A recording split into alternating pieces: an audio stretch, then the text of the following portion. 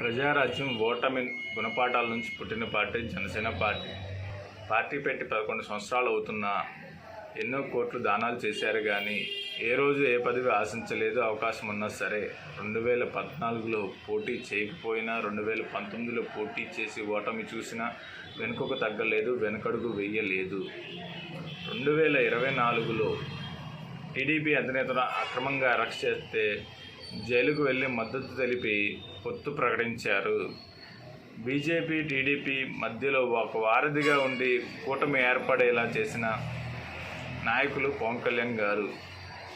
తీసుకున్న 23 సీట్లను 21 సీట్లకు తగ్గించుకున్న పార్టీ శ్రేణుల్లో ఎన్నో అసహనాలు వ్యక్తం చేసిన వారందరినీ ఒకే తాటి మీదకు తీసుకువచ్చి 2024 ఎలక్షన్లలో కూటమి సభ్యులు కలిసి పనిచేసేలా చేసిన ఏకైక నాయకుడు పవన్ కళ్యాణ్ గారు మాత్రమే.